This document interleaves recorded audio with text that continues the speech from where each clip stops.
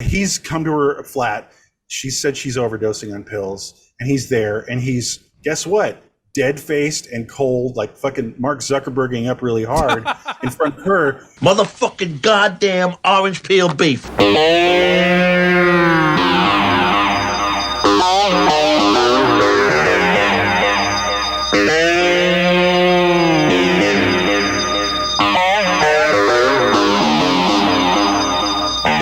All right, everybody. Welcome back to One Fucking Hour, the show where we have just 1 hour to talk about one movie. I am Evan Husney, joined, of course, to my left, we got Tom Fitzgerald. Tom? Hi, everybody from the left side. How we doing? Doing good, man. And we also got Mr. Marcus Herring to my right. How's it going, Mr. Marcus Herring? What's up, y'all? I think Tom and I should switch backgrounds next time. Next time. Yeah. We'll Definitely. Yes, I am on the road. I'm on the road again. I am off in Canada this time, so I'm across the border from y'all, eh? And that means Rémy gets to take over my spot. And Rémy Bennett, welcome back to the show, returning champion. Yeah. Thank you. Happy to have you back. Yep. Much better background, really. I know. Very fleshed out. I know. You know? I don't like the sound booth thing. You know, it's the worst. I don't know. It's like you're in a rectangle. Like, I know. I gotta figure something else out. Like now you're in this expansive Panavision world. Yeah, it feels so much better. to give. It feels, more to give. All right. Well, tonight's film, we got episode 37 of the show, everybody. And it is going to be on the Nicolas Roeg's Bad Timing, A Sensual Obsession is tonight's film. And I guess it's time to start that fucking clock, so I'm going to get it ready. Let's do it. All right, here we go. All right, just a little bit of background on the film before we get started, everybody. So Nicolas Roeg's Bad Timing, A Sensual Obsession is the psychosexual drama set in the late 1970s Vienna, which follows the highly destructive relationship between a cold and manipulative American psychologist played by Art Garfunkel and the raw, free-spirited Milena played by Roeg's longtime collaborator and eventual wife, Theresa Russell. Woo! Heavily stigmatized at the time of its original release as tastelessly transgressive, the film has since been rediscovered for its innovative editing, structure, and Russell's brilliant lead performance. Guys, I just want to start off by saying that, we've covered Nicolas Roeg before on this show and his whole origin story on a previous One Fucking Hour when we discussed his masterpiece, Walkabout. So definitely encourage everybody listening now, watching now, to check that out in the archives. Because for this fucking hour, we're going to be focusing primarily on Bad Timing, and a lot happened in Nick Roeg's career between Walkabout and Bad Timing. Nick Roeg was known for making these experimental art house films with, his biggest commercial success being, Don't Look Now, an amazing film. And then, of course, he went into Man Who Fell to Earth, starring David Bowie. But Bad Timing marks a turn in his filmography into something much darker and even more polarizing. And so I want to kick this off to you, Rémy, because this film was so polarizing and to the effect that even its director and star, sort of had several different varying reactions to this movie. That's kind of indicative of just how difficult this movie is. Yeah, I don't think it's necessarily a universally easy to digest movie. I think people have very strong reactions to it. Theresa Russell said in an interview that people would come up to her and say, I saw this film, it changed my life. I had a relationship like that. I went through something that was kind of this abusive dynamic, and it was the first time I saw something that really spoke to that. And then Nick Roeg talks about having like a dear friend who saw the film and then didn't talk to him for 3 years, and so it's like there was just, they also talked about going to screenings and watching couples watch this movie together, and the couples would kind of like start off, like with their arm around each other. As the movie went on, it was just kind of like they became repelled from each other. So I think, and then there's also the distribution stuff too, I think, which added to the fact that, the movie was not necessarily received as widely as That's right. That's right, Tom. Yeah, it was something about like the Rank Productions or the Rank Film Company that financed it or something? Or the somewhat amusingly titled Rank Films. This you know that name, but it's a mainstay of British cinema. It goes back probably like 1930 or something. And Rank Films, if you saw a Rank film, you would see a black and white kind of silvery shot. It's their equivalent of like the Paramount woman with the torch. They would have a black and white like muscle man, like a loincloth with this big gong, or he'd be hitting this big gong. You're like, oh, Rank Film. So my point is, this was the first time in their lauded history of British cinema, fine British cinematic craftsmanship, that they said, oh, we're not having the gong guy. No way. Like Rank refused to allow this film to be, preceded by their logo. It would be like if an American film, Paramount went like, no, or Columbia. That's what I meant, by the way. Columbia was like, no, or the MGM Lion. It was like, that's a pretty severe, verdict from your distributor. Yeah, and there's a famous quote too from the Rank high ups, right? Yeah, where he was it? saying, "Yeah, I do." I think it was like the number 2 guy in charge when he finally saw the film, and saw what they were sort of bankrolling. He was like, "This is a sick film made by sick people for sick people." And so that kind of sets it up. Yeah, it's a good Roeg like that. That really that tickled him. I saw some video footage of him saying, he might have a point there, that kind of thing. So, he's not wrong, maybe, according to the director. And then it got an X rating. So it amazingly, which is interesting. Like how many films as you enter the 80s for art house cinemas, uptown cinemas, get an X rating. I mean, it didn't, they wound up just having an unrated. Right. But what I like to think is that basically it's Dawn of the Dead and Bad Timing are two big hot potato unrated movies from around that time, 79 to 80.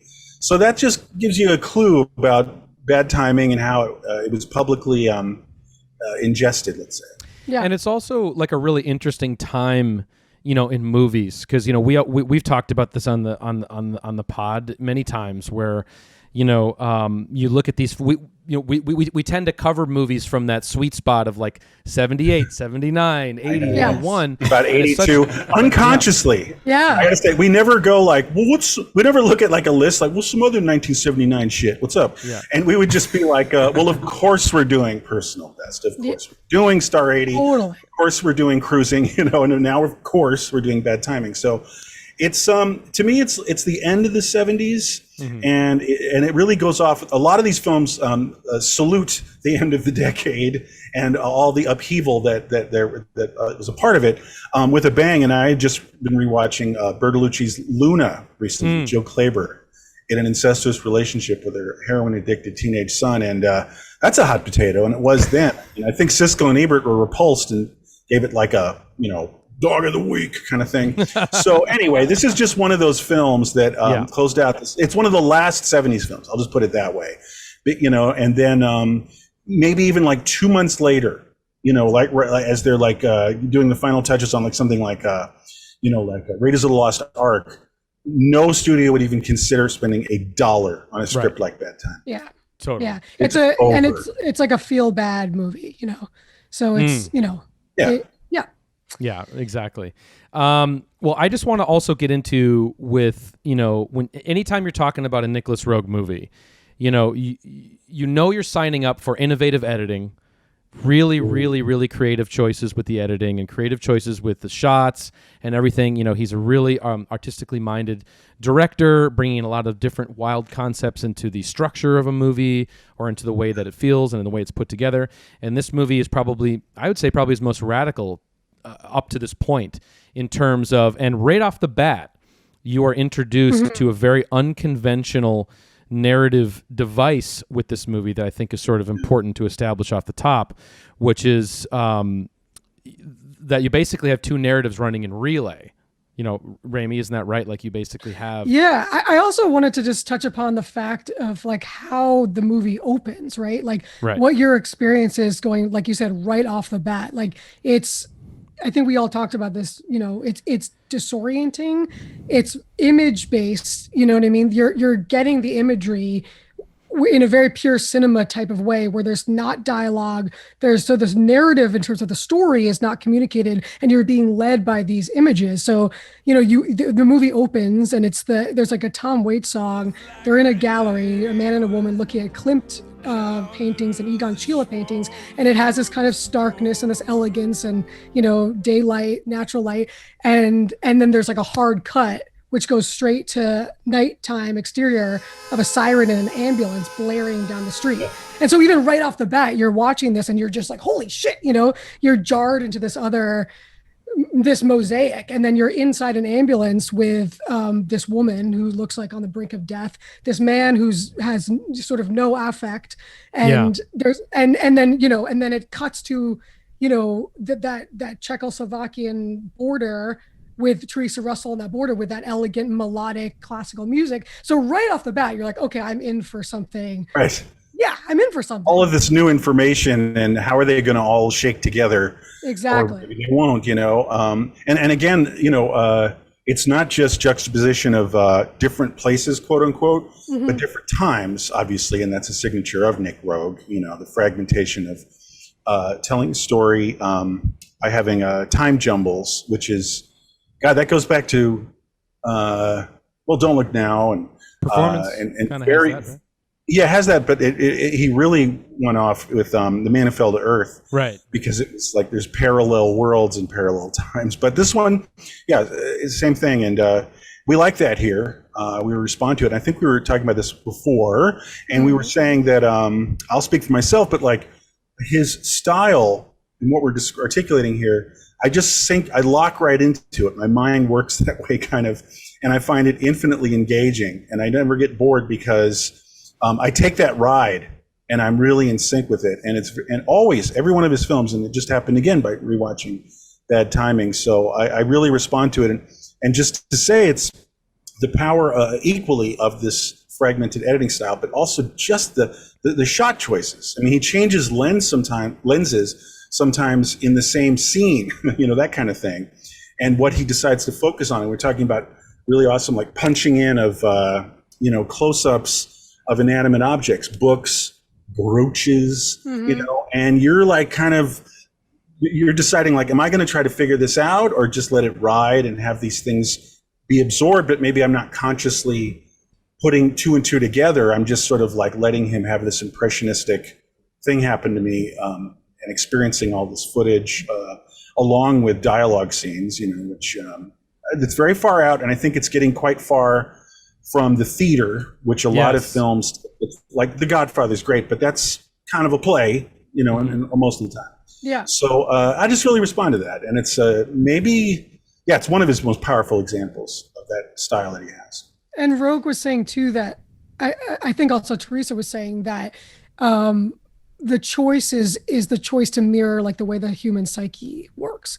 So it's the way that like we recall memories, the way that we have, we'll think back to a relationship, in 5 minutes, we think of that fight we had, we think of that great sex we had, we think of that time we were on the corner and we were hung over and we couldn't find a cigarette, and it's all, and then one thing is leading to the next, so that the experience of the film is as if we are inhabiting one of these characters' psyches, and we're kind of living within that. Yeah, like memories aren't linear. Right. You jump around, and one thing can trigger another. One memory can trigger a memory of something else that's disparate, or an inanimate object can trigger a conversation. Yeah. And that's expressed in the film. And I don't know many directors who tried to do that or successfully do it. I think he was really onto something with the craft of film. One thing I like about that style is that like or his style specifically in dealing with it is it's like a lot of times there's a cue in a movie that there's like a flashback, or like that it's looking at the past, it's like cloudy around the edges, or you see little wavy lines, or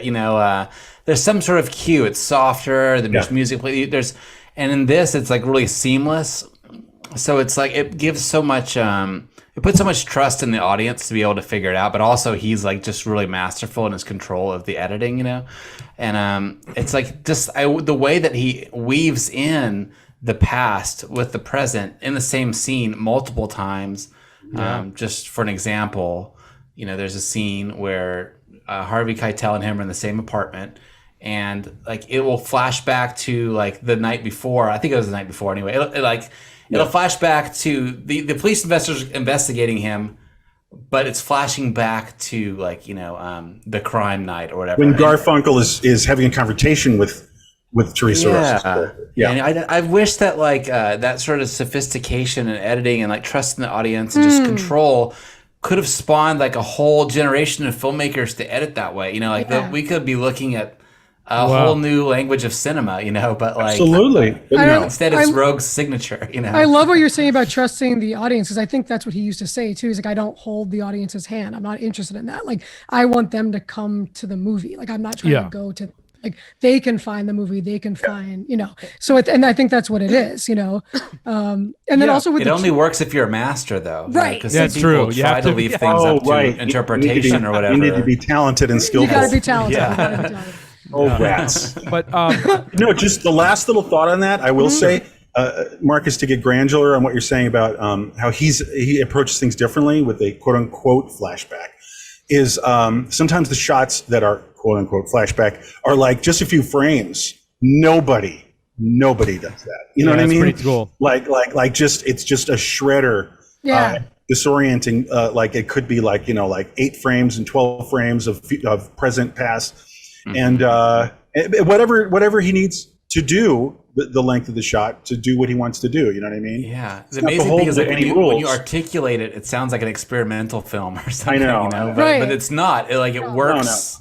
On you're totally with it. And also the tracheotomy thing, I was just going to say quickly, like, because in that opening as well, to mention how the impact of that opening, it's like you're going into that hospital, you're seeing her in this grave state, and the stakes are right off the bat extremely high. It's like you're introduced to like, okay, we're getting into something that's very intense, very deep. And there's that one little moment in the ambulance too, where like her robe is coming off a little bit. I don't know if you guys notice, and the EMT is like looking down at her, and Art Garfunkel's character then like moves her robe up, and it's like this thing, because it's like he's trying to like shield her body. At that point, we don't know what the motive is, but like later on, it's like, sorry. Right. Let me just take one step back really quick, because I think it's important to just kind of say, what these two kind of narratives that are running throughout this movie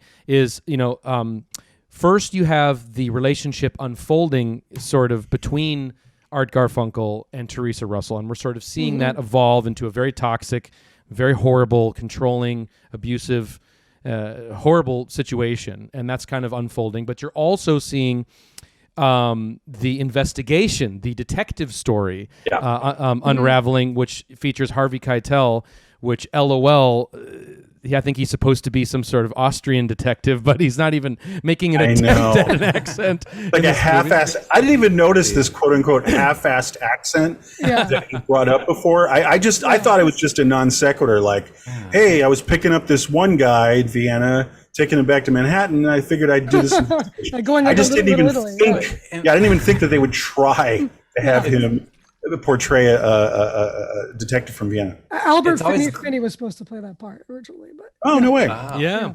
It's always glaring. The reason it's glaring is because there's actual Austrian like actors in the film. There's other movies that pull it off, like maybe like Hunt for Red October or something. But it feels like Casablanca or something. Yes, like they're in North Africa, but everyone's like, "Hey, play it again, buddy! Totally. You got it, buddy! Fellow American." Yeah. So, but what's really interesting about that is like, the way it's structured then is you're constantly, as these two narratives are at odds, you're getting closer and closer to finding out what really happened, because Theresa Russell's character, did she overdose? Like, what happened? Like, she's on, because you see her continually in the hospital getting resuscitated, and something fucking terrible's happened, and then you see terrible shit that the doctors are doing to her and what's been happened to her, and then you see all the characters, and then we see kind of Art Garfunkel's kind of something's weird about him, and then of course, we really start to see like those seeds are planted, but the movie's kind of shifting you around this whole time, and I think there's like a trippy sort of thing we've even talked about at one point, Tom, where it's like, what you were saying about memory and about those kind of ideas of like, what is the camera? Like where is the camera, and what is like from what perspective is the camera? Well, like for all films, you can have fun and ask, right now, what is the camera? And a lot of times it's sort of God. That's classic. And then sometimes it's like a verite filmmaker sitting next to everybody with a 16 millimeter kind of thing. But in this film, you have to wonder, and then it gets you, and you start thinking that way. What got me thinking about that is, it feels like you could say that he starts having like a scattershot fragmentation of memories after he hears from the doctor that she's in dire shape in the hospital's hallway. And he starts going, me and her, and like there's maybe a hint, he's too sophisticated for this, but there's a hint that the rest of the film sort of is him playing with the fragments of memory that this intense incident have caused him to have this irregular train of thought. And we're taking that ride. And what I guess I mean is, when you see these flashbacks, they're his, and he's the camera, and he's sort of the God, or he's the consciousness of the film in a way, and that justifies having all these cutaways in a sense. Like I don't think other people are having flashbacks in this film. Let's just put it that way. But the film ultimately is the one having the flashbacks. The film, right? I don't want to complicate things too. I don't want to simplify things too much. Right. But I think that the film's consciousness, let's just say, is triggered by his memory exploding in the hospital hallway. Yeah. Right. And Marcus, we're finding out with him. Right. Yeah. Maybe I was just thinking about how we spend time with Keitel, like outside of Garfunkel, and like, and we spend a lot of time in that hotel room. I mean, the hospital room too. Yeah. Which is actually one of my. I'm not saying the whole film is exclusively his fragmented memory. I'm saying that we're getting blasts of that circle through the film. Right. I think, Right. when it really picks up the flashbacks. And then the film originally, in the original edit, was edited chronologically, which is so strange to think about, because this is such a hallmark of what this film is. Like That's that was the script. The script was A to B to C. The script was A to B, and then supposedly the first like rough cut was totally chronological. Right. And then I think Theresa Russell sat in with him, and they were like, "There's something missing. Let's go back. Let's unpick it. Let's start. Let's just Yeah. You know, I think she and- said, that, I think she said, "Where's the film we shot?" Yeah, that's what it was. Yeah, she was like, "I don't remember. I remember there being more." But Isn't this movie cool?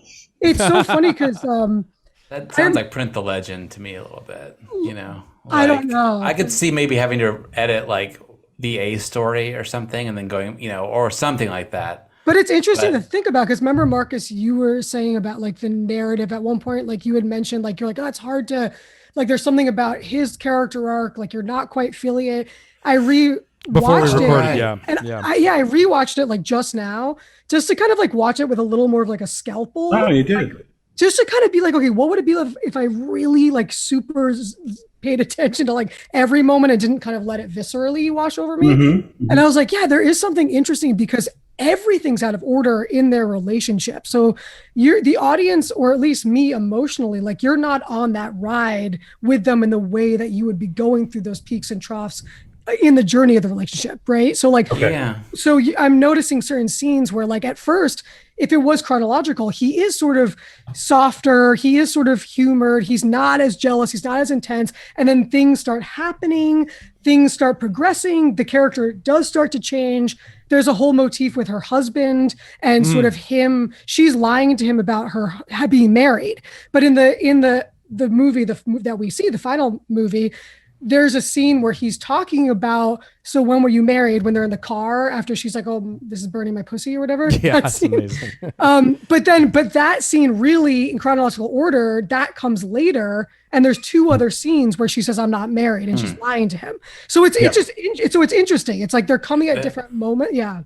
That is interesting. And that would speak, maybe if that was the intent, that it was planned one way and then finally executed a different way, that might speak to at least some audience members' reactions to it. Like, Roeg, so he's a master. He made a masterful film.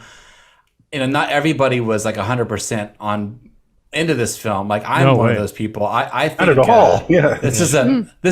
I'm impressed. I'm really impressed with this film and the structure, the photography, the performances. There's so much good about it, but I definitely have some issues with it too. And it's like an unpleasant film for me to watch overall. And I think part of it is, is that we spend so much time, what you're alluding to, Rémy, is that like I was saying that we spend so much time with this character who doesn't, he's like a scumbag in the beginning, and then he's kind of like a worse scumbag. He's revealed to be a worse scumbag in the end, but I don't feel a huge character arc, and it's like that, just in that film, the film 101 in me comes out to say, like, shouldn't he go through some sort of transformation? I mean, I guess she does, but we spend the whole time following him around, and he's really unpleasant. And call me old fashioned, but I like movies where, like, in a way, I gravitate towards films where, like, I like a character or I'm sympathetic to a character, and and they both give decent,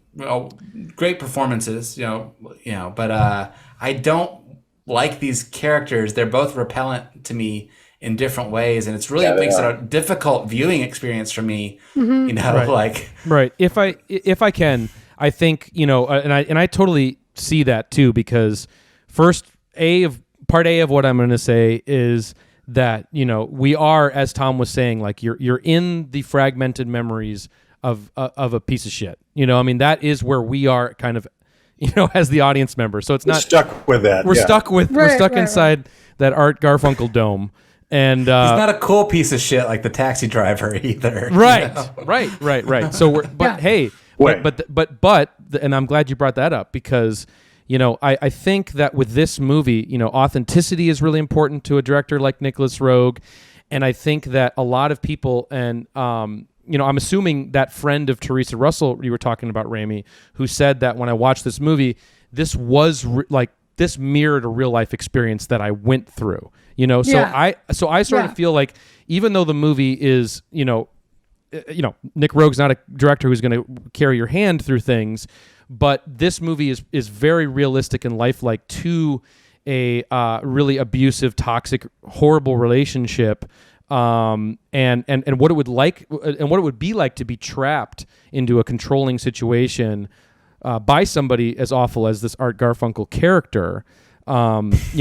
In this movie. So on one end, I think it's true to life, but on the other hand, it makes it for a difficult polarizing watching experience, because you are having to saddle up and strap in, to kind of be, Garfunkel. I don't know. I got to say, I mean, Theresa Russell's in the film a lot. Yeah. That is a big, fully developed character. And so I don't know if I'm like, I don't really warm up to her either, because she is kind of annoying.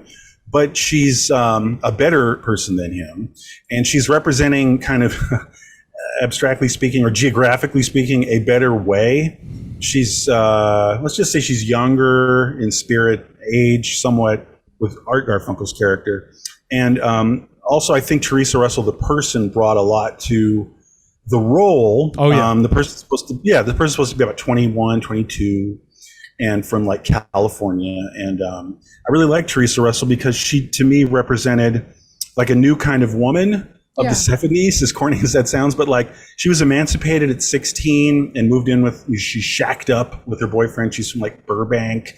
And she just is coming from a very real place that's in opposition to this like sick European soul, the hometown of Freud in Vienna. Yeah. And where Garfunkel fits like a glove, in his trade and in his outlook on things, over intellectualization and twisted emotionality or lack of emotion, just like bottled up emotion. And she's just like so often just saying, "Hey, what if I just said, hi, I want to love you, and if you want to do it too, then why don't we just love each other?" It's not about control, and she's pleading. And then she gets fed up. But she's pleading to just like be herself, be flawed, let him be himself and be flawed. And she's coming with this very mid-70s Southern California, not flaky. No. Yeah, but not born of like yoga class, but more like born of like well, she's very authentic and direct. Like she's very, and I think that's her. Like I think, and when you hear about her childhood too, like she always talks about like it was tough times. Like her dad left. She lived with her mom on like food stamps in the valley, and it was hard. And she, she was dating guys when she was 16. Her boyfriend was a primal scream therapist. I just wanted to tell you that. No. Yes, so that's a Love whole. that. And she lived on a ranch with him from like 16 to 20. Of course she did. So, but There you she does bring this gravitas, which I do not think many young actresses could have. She was 21, I think, when they started filming, 22, like during, or when it was released, I think. And so like she has this grit and this rawness and authenticity and directness. Yeah. And that's when I first saw it. That's she blew me the fuck away. I was like, like, obviously Straight Time, and then you watch Straight Time and then this consecutively, and you're like, what, who is this woman? I know, right? Well, she had a lot of life under her belt at 22. Exactly. But not just that. It's just that I think that, and just to, again, get geographical in the broad perspective of the film itself, I think that she brings so much to the character and to the film. And I guess just to bottle on to what you're saying, Marcus, I don't know if I'm like rooting for her. I don't know. I don't know how I feel, but I feel warmed up to her. Especially in comparison to this like block of ice with like an afro, that's true. I think she's also kind of like true.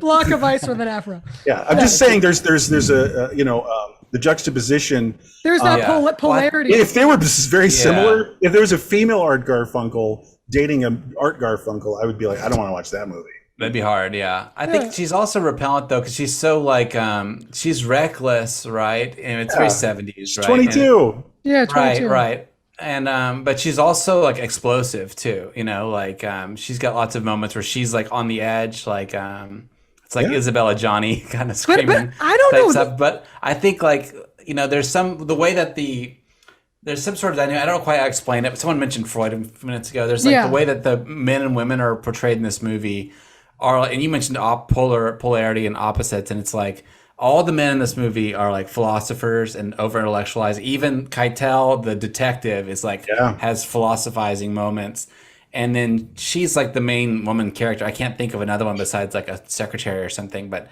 she's presented as like just pure impulse, pure id. Totally. Like living like of the flesh of the moment. There's like this sort of like. I don't know what I don't even know what it's trying to say, but I definitely picked up on that. But subtext. I think the id thing is so important because I think the way they're setting this movie up is it's so blatant in its symbolism. It really is. Like it's set in Vienna. It's Freud is everywhere. It's like about like literally pictures of Freud. Literally pictures, like looking down at the characters. One of his punched in insert shots.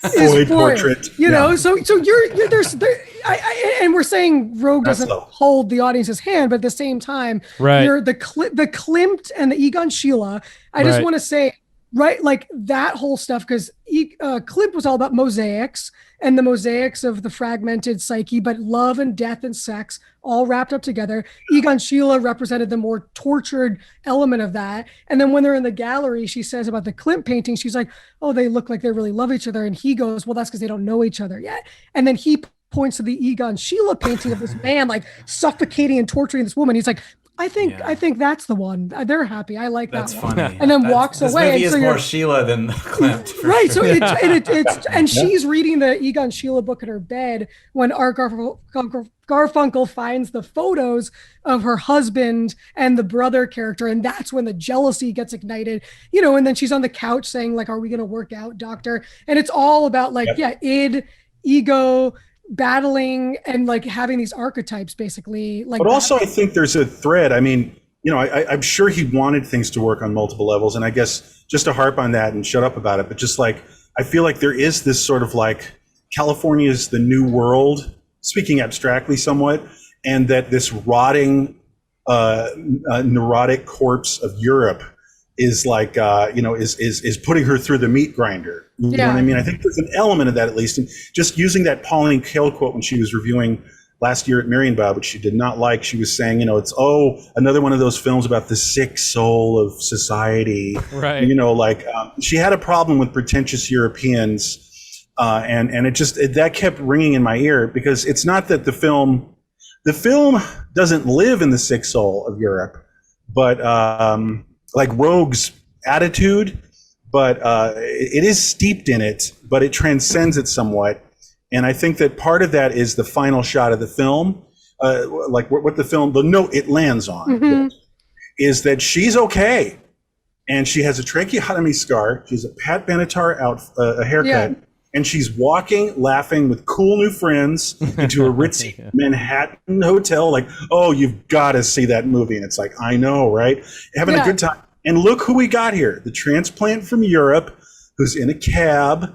He looks at her. She's dead-faced. She's just like, I don't hate you or love you or care. I just am nothing. Moving on. What was I saying? Friend, the ritzy hotel. And then the last time you see him, he's in a glass case of emotion, to quote Anchorman, and he's like tapping at the cab and going like, "Oh, what's her name? I always forget." Like, he's tapping. Milena. Milena. And it's just he's actually the note it ends on to me is he's a sick guy, he's an asshole, but he's just pathetic. Yeah. And I think that the film is kind of speaking for being a more complete human being in what in how she's pursuing living life. Yeah, is definitely. That's all. Yeah, and that's very cathartic, I think, to see. I'm so glad that epilogue is in the movie. Yeah, because it comes off the heels of some truly grisly shit that, when you find out really, what happened, to her at the hands of our penultimate scenes are about as brutal as film gets. Yeah, really should have given a trigger warning last week, so apologies to whoever. It's some of the most vile. Yeah, it really does. Any movie we've done. We have tough viewers. They're fine. We'll definitely put something at the top of the episode, but I want to. You don't have to hold their hand. Right. Well, I want to take a step back for just 1 second because, in terms, because I'm staring at that clock, and there's a lot I want to get into. I want to talk just really quickly because obviously one of the main ways that Art Garfunkel's character sort of starts to go down a dark path with this relationship is he's triggered by the jealousy, and that's the thing that sort of turns him into a creepy stalker of some kind. And so because we basically see these scenes where he's lecturing his students. Again, that's where you're probably getting that Freud thing in there because he's talking about that sort of thing. And he's talking about he's a professor, and he's talking about voyeurism. Isn't that what he was talking about? Yeah, he does the slideshow, and he's talking about we're all spies, and we're spying on human behavior, and we're and then the girl in the audience is like, well, can you be up there? Are you a spy? And he was like, I'm an observer. And then basically the film continues to show him digging into her personal life, getting dossiers on her, stalking her on the street, and he becomes fixated, obsessed, obsessed and fixated. It's a sensual obsession. Oh, so close. Right. The titular line. And an hour.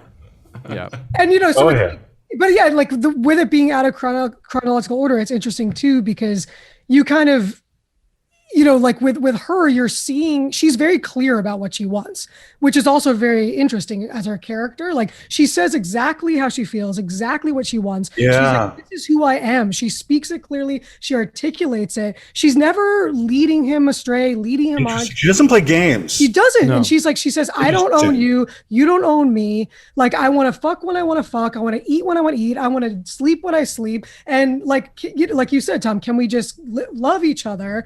Yeah. And, she has this husband, and the husband relationship more and more I'm like kind of fascinated by, because there's the scenes where like in the movie, like her and Art Garfunkel, like they do have these like kind of, they split apart, which is funny. They have these moments where they'll be fighting and then they leave each other, but you don't really get that initially. And then you're like, oh, they're having time apart. They're coming back together. It's like codependent, kind of repelling, attracting.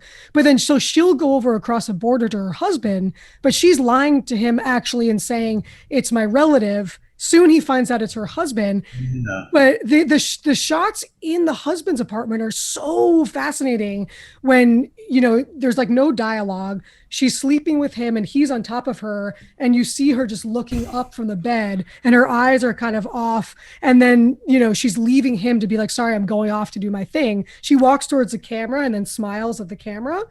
And that's just like this insane moment. Yeah. And I love those moments because you're like, yeah, this girl, like she's got this whole thing and this is what she does. And her husband, like they have an agreement. They have either an agreement or, it's happened several times before. And that's when he has the when the husband has the phone conversation with Art Garfunkel and he's like, don't worry, this, you're just kind of, get in line, pal, kind of thing. Yeah. And so there is that. Right. Yeah. And there's a lot of those dynamics going on. We see her making out with a quote unquote old friend right in front of Art, Yes. Because again, just to beat the dead horse, it's just like, she's like, I don't know, I'm from Burbank. It's 1977. Like, like lighten up for Christ's sake. You know what I mean? Totally. Yeah, exactly. I'm just realizing her husband is Marcus Brody from Indiana Jones. That's right. Oh, that's his Raiders. Right. Oh. Wow.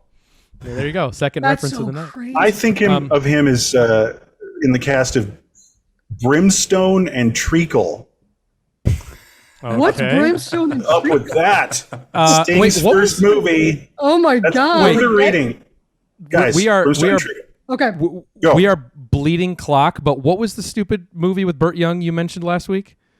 Uncle Joe Shannon. Okay, someone watched that, okay? I just want to let you know that because of Wait, your why did I mention mention it? Because it was just about a it was character Maniac. actor because Oh yeah. You're kidding. I have to hear this. All Let's right, eat a little bit of the clock. Okay, Just well, no. help. Well, he watched it Or and said after? the first 10 minutes were amazing, like undiscovered masterpiece level, and then it just nosedived. Okay. So Yeah, just want to say that. That sounds There you about go. right. So That's hopefully that's a really amazing. Wait, we can't hopefully- spend time on Joe Shannon and not talk about Art Garfunkel. Okay, Sorry. Okay, let's we do it. didn't really go We gotta into go art. Uncle Joe Yes. Garfunkel. This is our first art. This is our first art film. Let's go deeper on So art. we gotta talk about him a little bit. But he, I think I was really initially kind of like put off by him. I think a lot of people probably would be. I think I don't even think it's generational. Like I think there's something about him that is like, well, maybe kind of off-putting to a lot of people. And so you spent a lot of time with him. I just, when she was hitting on him early on, that was when I was sort of like this. I just felt like it was not believable, and I was sort of laughing because that woman would be throwing themselves at Art Garfunkel, and I can't even say his name. Even sounds silly, It's hard to- Garfunkel. It sounds ridiculous. But so I was sort of like put off by him, and you see his balls in this movie, and I was like, anyway, Garfunkel. But then I started. I don't know. Maybe this came up when we were talking about this before the show, but Yeah. I kind of went through a journey where like I realized, Nick Roeg's like his things, like he works with like rock stars, right? That's one of his things, like Mick Jagger, David Bowie, and he picks Garfunkel, which is like not on the level of the other two. And I was like, so I was always kind of put off by that. But then I realized like it's probably Roeg's so masterful. He saw something in Garfunkel, and Garfunkel's performance is pretty good. He totally. You're supposed to be off put by this guy, as Tom has brought up. But I think it's like what it comes down to. He's like Garfunkel's pompous, because he's like famous and all. But he's also got confidence issues, right? Because of in the Paul shadow. Simon. He's always he's always in the shadow of Paul Simon. Second banana syndrome. yeah, right. Right. So Right. I think maybe he's pulling, even though he's not. I don't even know how many more movies he's in. Like, is he in any more movies? Like, one more? Carnal He's in Knowledge. Carnal Knowledge. Yeah. Carnal knowledge, yeah. Right. He's a big deal, and he's pretty good in that too. Well, anyway, I think Roeg maybe saw something in his performance. So it went from being like, why the fuck is Garfunkel in this movie, to being like, yeah, maybe he was actually like the right choice. Well, I think there's just real quick. I think that, just speaking to, what you were mentioning earlier about the attractiveness, because there is a real sexlessness, with him. Yeah. It's really like he exudes just negative sexual energy in this movie. But I just want to say again, for me, it's like, it's very lifelike to me. And I just want to say, we still have a lot I want to get through this episode, but I just want to say that I live in Brooklyn. I live in Williamsburg. I see this archetype all the time. The pseudo-intellectual Bushwick socialist guy who can't be bothered.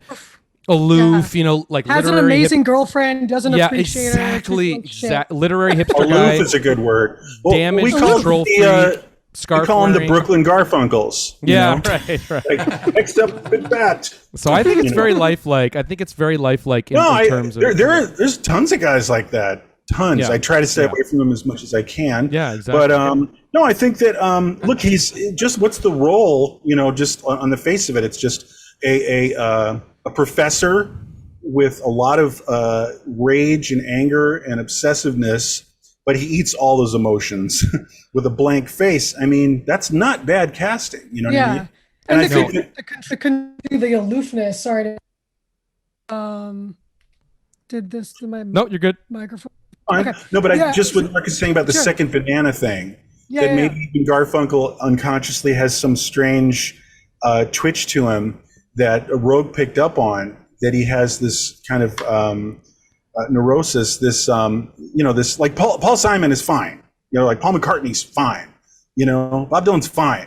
But like if you're Art Garfunkel, you have hangups by the definition of being Art Garfunkel. You know what I Right. mean? Yeah. So I think that was interesting to play with that, you know? I Like, gotta well, he's not step in. Mick and he's not Bowie. I got to step in because we're 15 minutes, and so I'm going to be a little bit This more is awful. really, Go, really, go. really hard on you guys. So we got to be tight here because there's a lot I do want to talk about. You know, so mainly. Okay, real quick. My safe word is the Who, though. It's just Okay, all right, I know. We're going to keep it. We got to get it through. We got to get it through.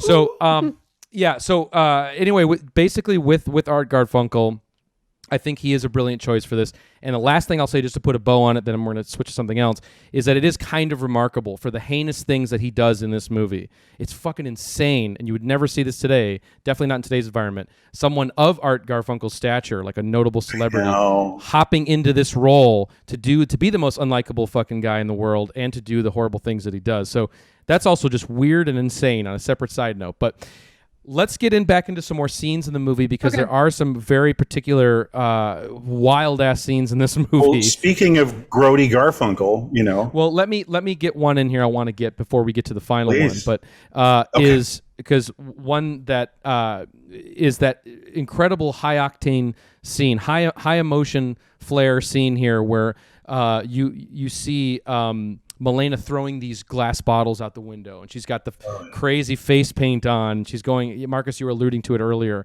and there's candles lit everywhere. It's kind of a weird, like over the deep end, almost stylistic moment for the movie to sort of have that, It's true. Yeah. It actually reminds me of Death Game, The Seducers.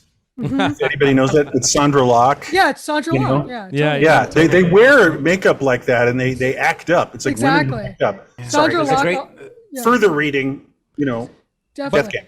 There's a great move when people give an iconic like makeup job in the movie, you know. But I makes think it it's memorable. like it's also we're seeing, like Marcus, you were saying, like she seems out of control, or these moments where she's sort of unruly. But I honestly really think that she's being like pushed to that. Like I think the way he controls her with his aloofness and with his criticism and with his like I think she gets to a breaking point in the film where she's like, I can't fucking take this anymore. And she's saying like, I'm gonna wear these chains around my neck. I can't do this. If like it's a push and pull. And then the scene where she's like dressed up with the red dress and the bun, and she cleaned her apartment, and she's like, finally, this is who he wants me to be. Here I am. And then he's just like, hey, do you want to fuck, kind of thing? And she's like, I don't want to, because she's like trying to prove like I can be someone that's not just a sexual object. Move beyond that. Yeah. And then he says, you know what? I'm good. I'm aloof. I'm going to go. His way of controlling her. Right. And she just wants that. She wants him back. So she's like, fine, fuck you. I'll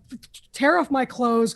Fuck me right here. But it's not genuine from her. It's coming from a place of anger and sadness and rage and just like, how dare you? It's all reactive. Yeah. Yeah. He pushes her buttons, and he knows it. But of course, I love it. It's such a horrible dynamic. She gets to the height of her emotions, and he's fucking dead faced. It's disgusting. Yeah. Yeah. It's a But very- grotesque circumstance. Exactly. He's just Very- like blank. very spot on though. I mean that is a very keen sort of in creating that lifelike happens. sort of character. It happens all the time. Totally. But one Happens. thing in that scene where she's got the face paint, and she's throwing out the bottles at the window and screaming at him, it does also hint at another sort of change in their relationship, because I do think that the escalation or the arc of their relationship is taking another turn where she's starting now to be webbed into that codependency sort of Like, idea in that where please. she's taking that turn, and I think that's also very spot on that he included that in the arc of these characters. And then he slaps her in another scene after she's trying to get away from him. And then there's this one scene I want to just quickly talk about before we go to the ending. I don't know if you guys remember, she's in the black lace slip, they're in bed, and he's saying, "Why did you lie to me about being married?" And then she's like, "It doesn't matter, those are just words, it doesn't matter." And he goes like, "To whom? It doesn't matter to whom." And then he shakes her, and then there's this cross-cutting to the tracheotomy, but then her kind of like going, it's almost like a Laura Palmer moment. Like it like that, and then it foreshadows like the kind of scary terror that's going to happen later on. And like this is where this is going to lead. Yeah, and she's almost seeing it. Like you almost like the Laura Palmer almost like she sees what's going to happen. And it's very. And I also want to say the Star 80 thing, which it's like a flash forward. It's a flash forward in a sense. Yes, and like the Bob Fosse thing too, like where we were comparing the Bob and the Eric Roberts character with the jealousy, and it ends in the most horrific way. So I don't know if we want to talk about the ending of this movie. Yeah, no, totally. We have to. Let me just set that up. We got to pull out that phone cord. Pull out that phone cord. Well, hang on. Let me definitely get to that because you were comparing it to a previous 1 fucking hour on Star 80, which is also about a suffocating, controlling, toxic relationship as well. And I think they're obsessive, and I think there is a lot of parallels to be drawn in both films from right around the same time period. And so the penultimate sequence of this movie, trigger warning, is really, really, really super intense, and it is. I mean, it's downright horrifying because you are wondering as the viewer, where is this going? Because we know the end result. Much like Star 80, we always know the end result, that she's going to get murdered in Star 80. And we know something bad is going to happen to Theresa Russell, but we don't know what it is. And we finally see it in the ending moment, and it is shown with, well, obviously we're seeing very viscerally horrible things, but there's also a very subtle thing, Tom, that we see that's a huge... just a horrible, horrible little gesture, right? What I responded to was the film really jumps into overdrive as we get in towards the end of the film, and it's just a succession of shots, and it really becomes like the best horror movie you've ever seen kind of thing, and it puts everything else to shame that's called a horror film, right? It's just he's come to her flat. She said she's overdosing on pills, and he's there, and he's, guess what? Dead-faced and cold, like fucking Mark Zuckerberging up really hard in front of her, and she's there, and she's no, it's fine. She's barely got the capacity to control her motor skills, or at all, or muscles. So what happens is, like, he's looking at her and he's doing this really gross thing where it's like, like a kid torturing a little animal or something. And he's saying like, "Oh, okay. Well," I'm paraphrasing, "why don't you call up Guido, that guy you were making out with like 2 years ago, in the bar." Like that way, this disgusting mind that's calculating, like, this is every time you made out with another guy or something like that. And he's like puking that up back to her. She gets up because she knows I'm in trouble, and she can't stand on her feet. She's like, what is it, gelding? She's like a just born like calf. Yeah. She can't stand up. She just collapses, horrifying. And there's just this great shot where she's going for the phone. And you just see a shot, and this asshole Art Garfunkel is pulling out the phone cord, and we and her know that I'm in real trouble. And that's the moment she realizes, oh my God, he's going to basically let me die. Yes. And then he rapes her while she's comatose, overdosing. She can't move, but her eyes are flickering, and she's seeing what he's obviously doing to her. And he got what he wanted, which is like a real live doll girl. Yeah, to subjugate and take control of. And who can't talk back. Yeah, exactly. It's disgusting. Yeah. But just to emphasize, it's really horrifying. Just to emphasize, to underline it like in bold, is that shot when you see him pull out that phone cord. That is a seriously dark turn that this movie takes, because even though it's at the end there, you are now understanding, like, as Art Garfunkel, you've been kind of wondering what's going to happen, and you're along for this ride, but that's when Art Garfunkel, the character, I should call him Alex, not Art Garfunkel. I know. Sorry. Art this is Garfunkel rapes her. No, sorry. No, this is I know. not a documentary. Yeah, we're gonna get. Yeah, It yeah, eats up a full second every time you say his name, too. I know. But it's so fun. Yeah, it's so fun. But Alex. this is a moment when Alex, the character, we're gonna get sued. When Alex shows his hand. That's when he really shows you his hand and what he's all about, and really what's at the disturbing core of this character. And that subtle, just from a filmmaking point of view, storytelling point of view, that is incredibly effective to show, because that says everything.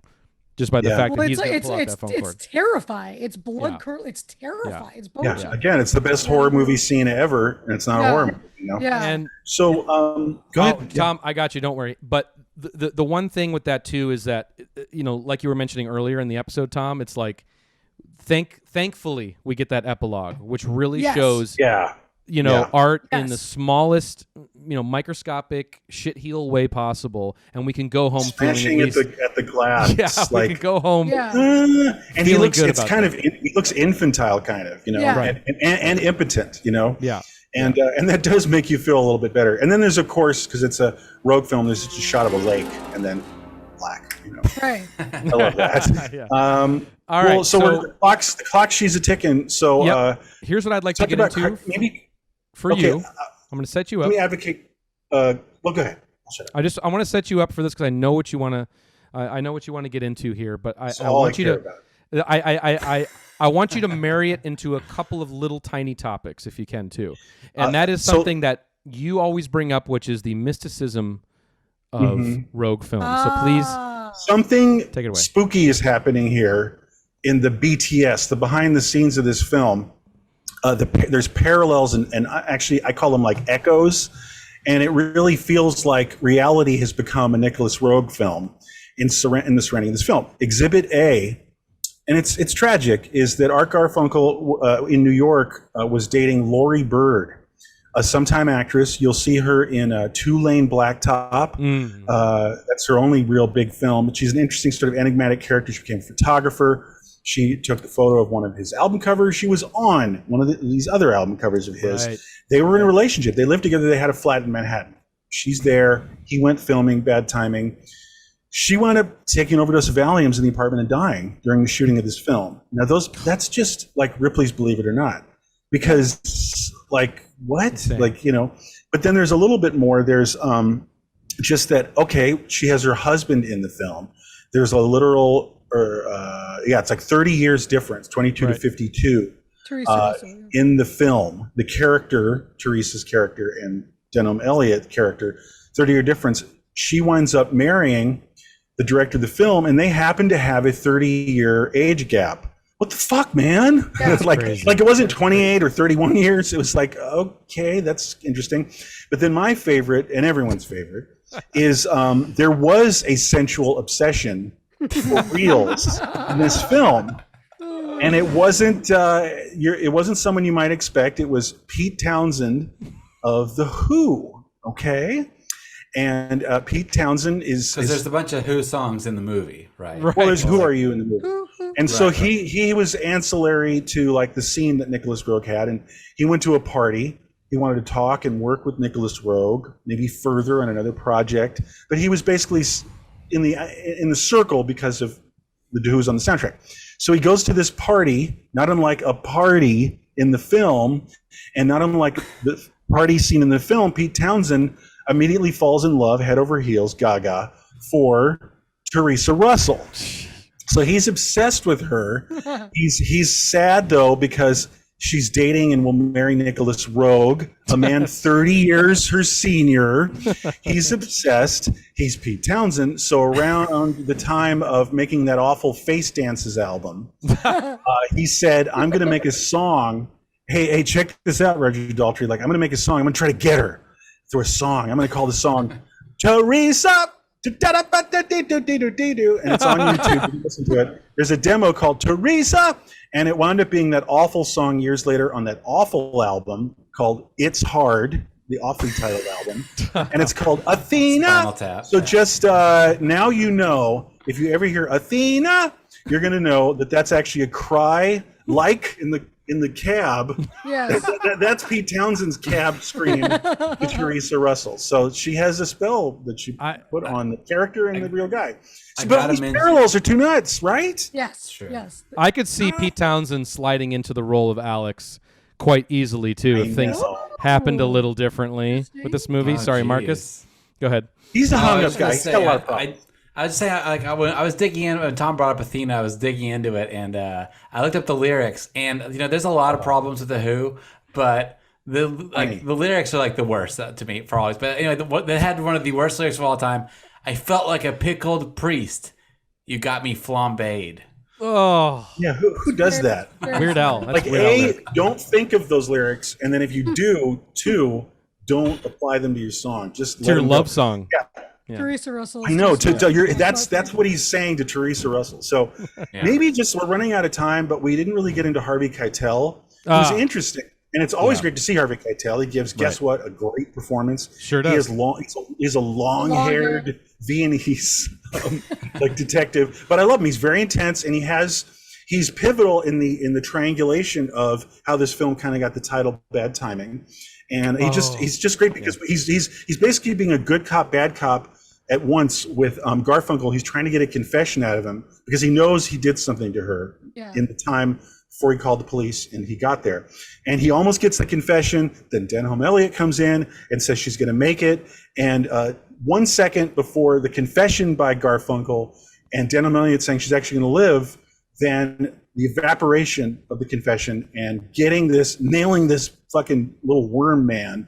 And it's just played really well. And it's a joy to see Harvey Keitel. I don't know. I don't have any other thoughts really. Well, that's and that's illustrating the bad timing of the situation, which is almost kind of humorous. Yeah. But Rémy, wasn't there also a bad timing situation that Nick Roeg had with Steven Spielberg or something like that? What was that? He always said that, like, he always said about himself, he's like, I had bad timing.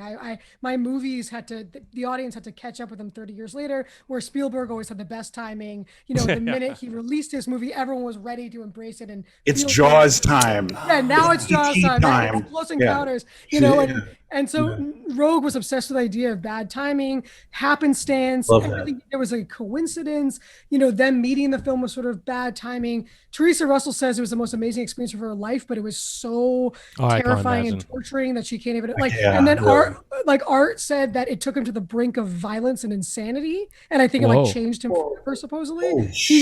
When Nicolas Roeg died, that's what he said. He said that movie took me to the brink, basically. And I think they both not surprised that they both of them specifically went through something. Yeah. Well, that's it.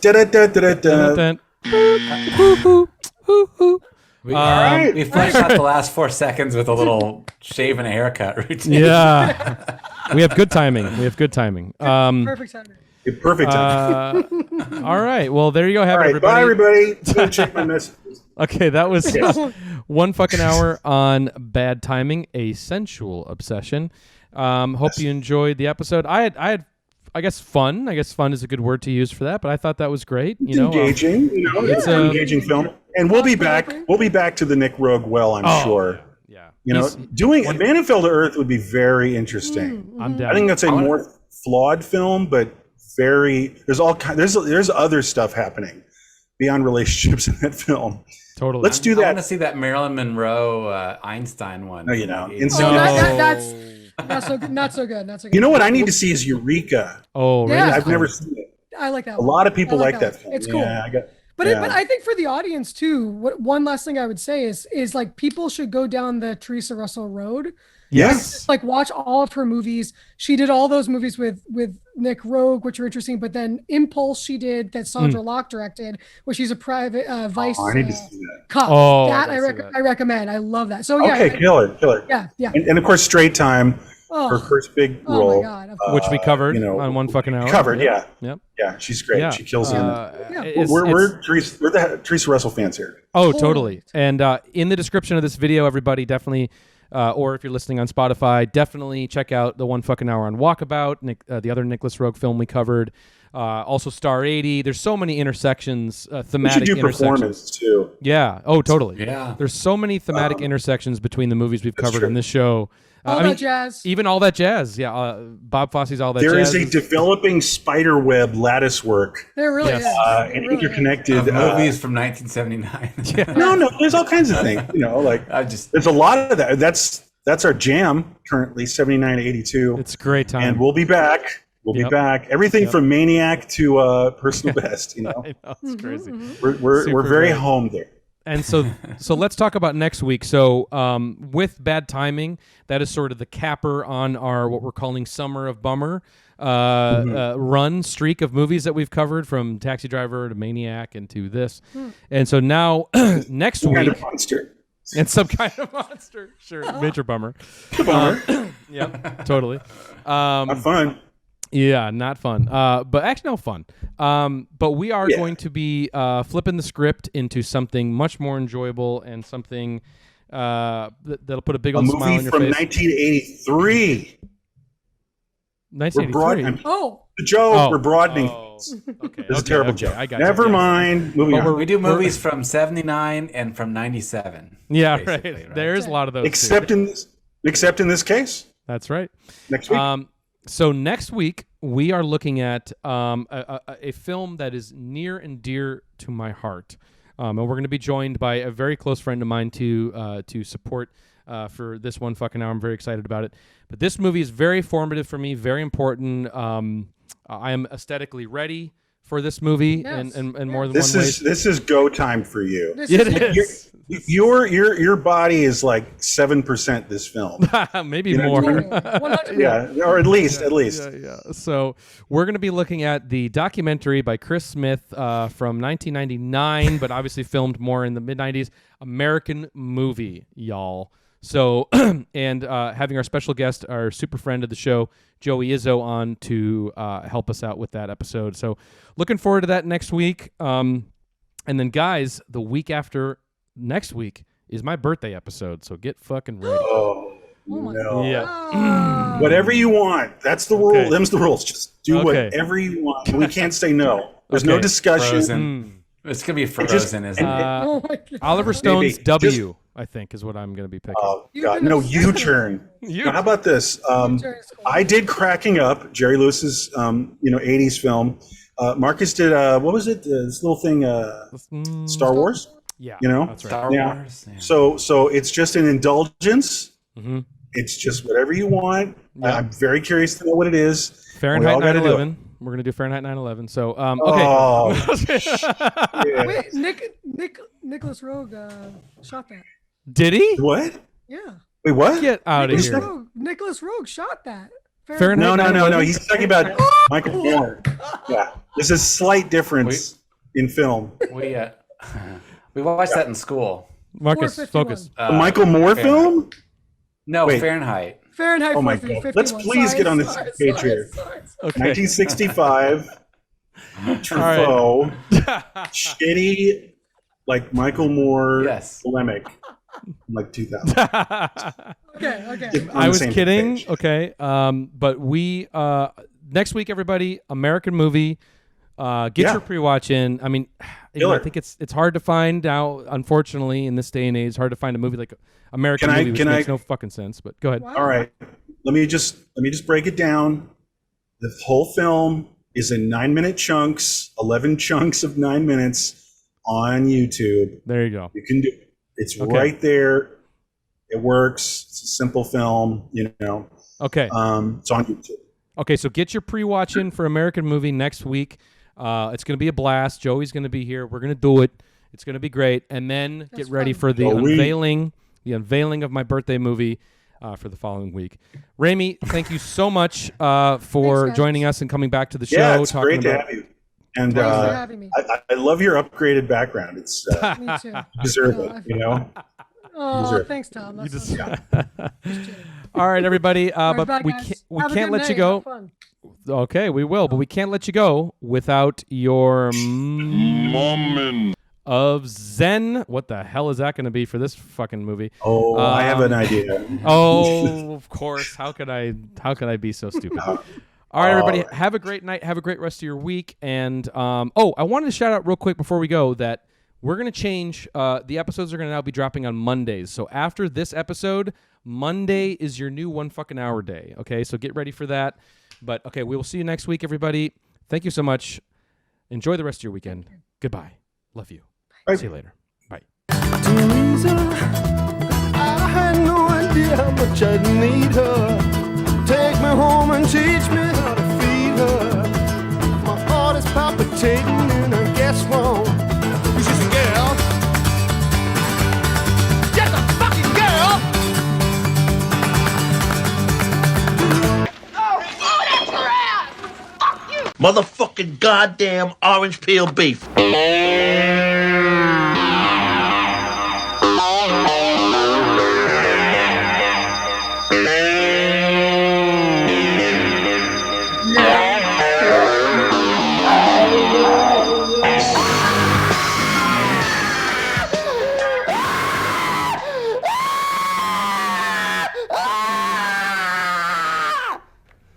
That was wicked, man.